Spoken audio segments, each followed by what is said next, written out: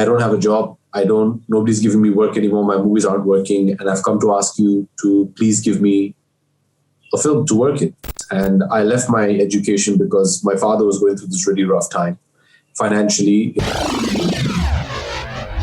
Well, truth be told, I left university. I was studying in Boston University, and I was doing, I declared my major as liberal arts, and then I majored in performing arts. And I left my education because my father was going through this really rough time financially. He had started a business called ABCL, and I just felt, I don't think I was qualified to help in any which way, but I just felt as a son, I needed to be around my father, and help in whatever way. So I left my college, I came back, and I started helping him in his company. I started as a production boy. So I used to literally, I was a glorified tea maker, basically. I just remember there was one late night, early morning. I was in my room. I had just gone to sleep, and my father, called me on the intercom, and he said, "Hey, are you awake?" I said, "Well, I am now." And he said, "Will you come up to my study?" And I went up to his study, and you could make out that he'd obviously not slept. He'd been up all night, just sitting in his study. And he said, "Things aren't working out. My movies aren't working out. This business is not working out. Nothing is working out." And I've always believed that when everything is going wrong, go back to basics. He said, "I'm an actor. I got to go back to acting. And I'm not happy with the way I'm looking. I'm not happy with the way I'm feeling. I'm going to do something about it." And he said, "You know what? I've decided we're going to make this work. And you and I are going to have to work very hard.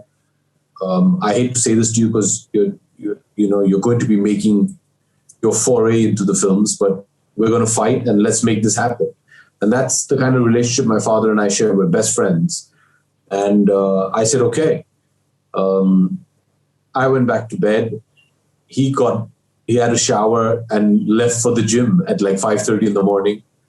And from there, he came back from the gym, showered, and walked across to Mr. Yash Chopra's house and told Yash uncle that, "Look, I don't have a job. Nobody's giving me work anymore. My movies aren't working. And I've come to ask you to please give me a film to work in." And Yash uncle that evening, he said, "Okay, no, how can you say that? You're my friend. There's that, I'll work something out." And that evening, he sent Aditya Chopra over to him and they offered him Mohabbatein. I've always said this publicly. My parents never brought me up to be a quitter. It was do or die, I firmly believe in life. Don't ever have a backup. If you have that one backup, you're always going to rely and know that at the back of your head that I've got that backup. So if this doesn't work, I have that option. And we all think like that. We're all brought up like that, especially in Indian households. Have that one safety net. You've seen Dark Knight Rises. Do you remember that one time when he's trying to break out of the prison and the final time he does it without the rope? And he said, what were they saying? And they were just saying, there is no rope. Remember that. That's the way you're going to lead your life, man. If you're going to jump in both feet into the deep end and figure out how to swim. Because the minute you know that there is that one option, you're always going to take that option when it gets really tough. No matter how much willpower you have, how determined you are, it's just human instinct.